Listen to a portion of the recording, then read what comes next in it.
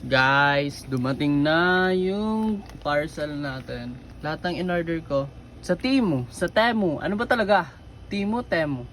Mas maganda pakinggan Temu. Ayan, buksan na natin. Yan na yung lahat guys. Sobrang dami. Meron tayo dito tatlong tank top. Isang gray, isang white. Same sizes lang yan.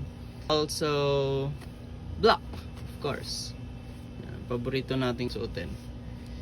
And of course, itong anim na brief. 1, 2, 3, 4. Ay, 5 lang. Yan, 5 brief pala. Boxer brief, puro siya black. Kasi I love black. Tsaka gusto ko talaga black lang naman yung nakikita na strap. So, okay na yan.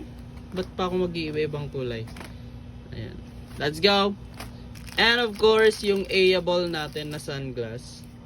Yun. Masasuot natin siya sa mga forma natin. Let's go! A-able siya, A-able. Ito yung pinaka hinihintay ko, yung mga pants. Yan, pagka mahal-mahal na pants. Ang ganda ng design niya. Ito, para siyang baliktad. Another A-able pants. Let's go! Wee! Ganda niya guys. Ang ganda niya pang sayaw. Ayan o. Let's go! Store. Okay. Nice one. And for the last one guys, itong belt na A-able again.